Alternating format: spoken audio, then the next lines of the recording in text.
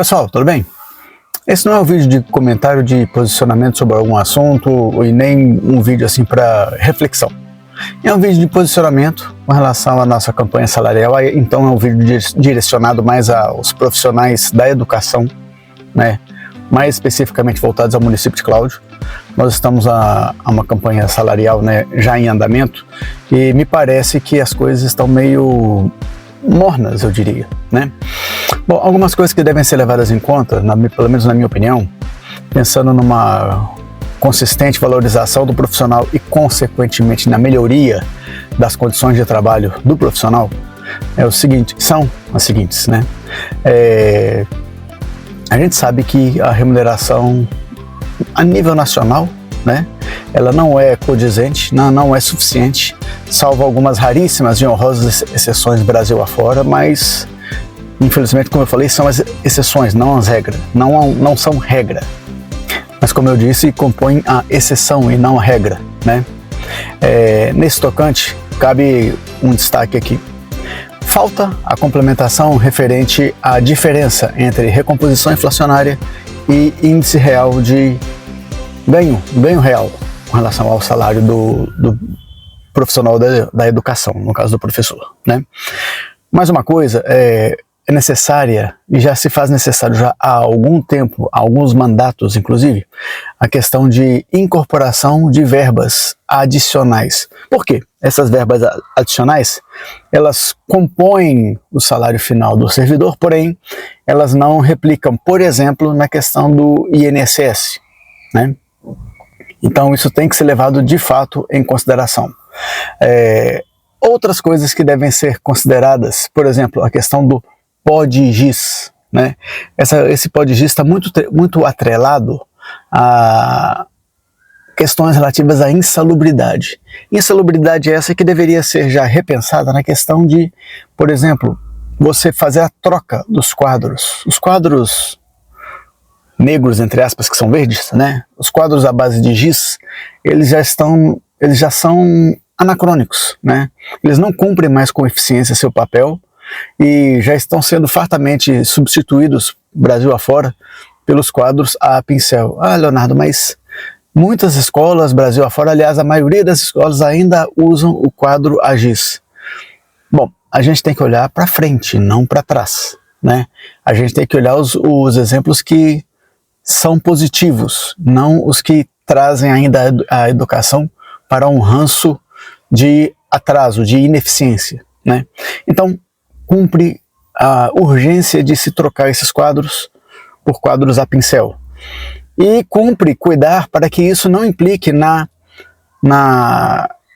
rescisão, não é a palavra, no cancelamento da verba referente ao POD-GIS.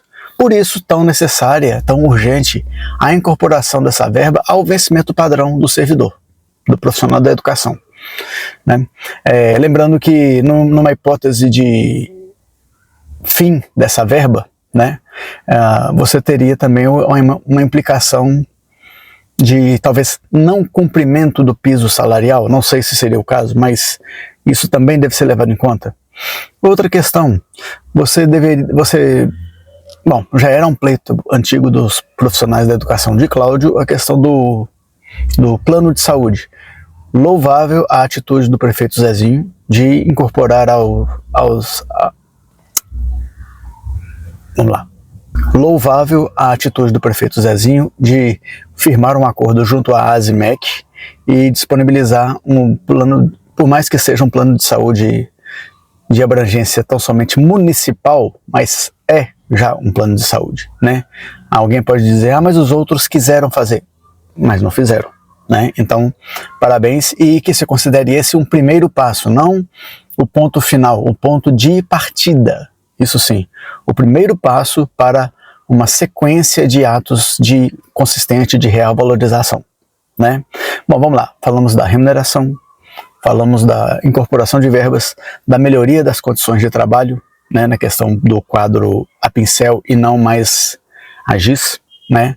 A questão do plano de saúde. Temos que levar em conta também a questão da busca por alternativas para a melhoria das condições de trabalho pensando no aspecto final da melhor remuneração. Porque quando você tem uma remuneração melhor, você não precisa necessariamente buscar 2 contratos, por exemplo, trabalhar 1, 2 ou até mesmo 3 turnos. Por quê? Se você tem que agir assim, porque só assim a sua remuneração atinge um patamar digno, né? Não estou falando um patamar alto, um patamar que é suficiente para suficiente ou próximo à suficiência para o seu sustento essencial, para você dar uma condição digna à sua família.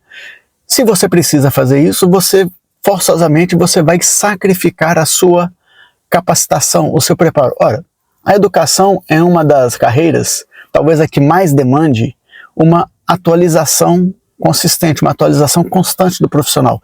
E isso não é possível de ser feita a contento se você tem que buscar mais e mais horas de trabalho, por exemplo, em sala de aula ou no ambiente escolar, como forma de deixar o seu vencimento final, seu vencimento mensal mais robusto, né?